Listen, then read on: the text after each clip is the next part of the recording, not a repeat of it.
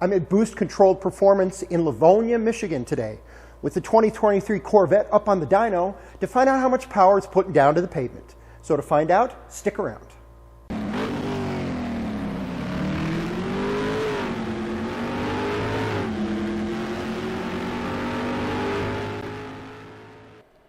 For those who are new to the channel, let me briefly tell you about my Corvette.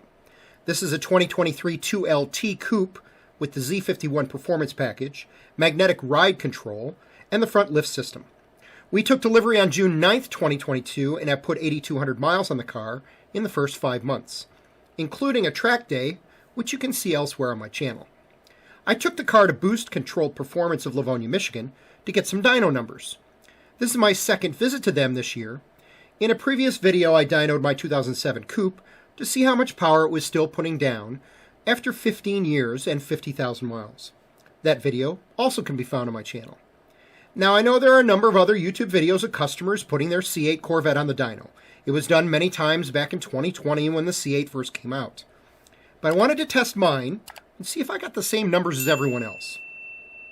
Now, the stock numbers at the crank for a 2023 C8 with the Z51 Performance Package is 495 horsepower at 6,450 RPMs and 470 pound-feet of torque at 5,150 RPMs. BCP uses a DynoJet 424X with the Link system. It can handle both two-wheel and four-wheel drive automobiles. It's designed to handle measuring up to 2,000 horsepower and vehicles running at up to 200 miles per hour. Now, this was the first time BCP had measured a C8 Corvette. While they do a lot of work on C6 and C7 models, due to the limitations of modifying the C8, they've never had a need to measure one before. My tech Jason performed the pulls in 5th gear, running in track mode. Before I get into the numbers, if you decide to put your C8 on the dyno one day, I do want to point out that the car is going to throw a check engine light, and you're going to get 2 or 3 error codes. Wheel speed sensors and ABS will not be happy. Just reset them when you're done and the error codes will not return. Now let's dive into the results. We did 3 pulls on this day, and here are the averages. Horsepower averaged 415.07. Interesting to see that the number went down with each pull. 417.76, then 415.27, then 412.18. We did let the engine cool down between pulls. Perhaps we should have waited longer between them. This is also probably a good point to tell you that the ambient temperature in the room that day was likely between 45 and 50 degrees, as it was only 30 degrees outside. The car also averaged 407.88 pound-feet of torque. Each of these numbers also went down. 411.01, 407.66, then 404.98. And if you're curious, the car obtained an average top speed with each pull of about 155 miles per hour. Now, I have to admit, I was a bit disappointed.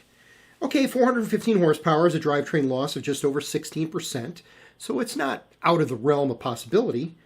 But I've watched several other YouTube videos of 2020 C8 Corvettes, and they were dynoing as high as 440 horsepower.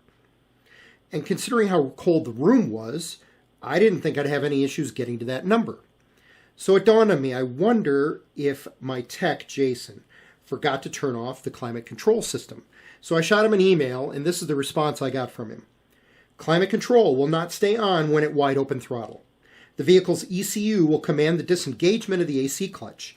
So unfortunately, that would not be pulling any power.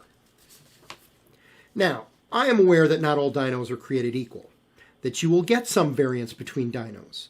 But the 440 number I saw in other YouTube videos was also performed on DynoJet 424X models. So I really didn't expect to see this much of a delta. So let me ask you, what's your opinion? Do I have a C8 with less power than the original 2020 models? Did my tech do something wrong during the process? Drop me a comment below and let me know what you think. My name is Tom Stroup, and you've been watching Find the Right Road. If you enjoyed this video, please click the like button and consider subscribing to my channel. Thanks, and we'll catch you next time.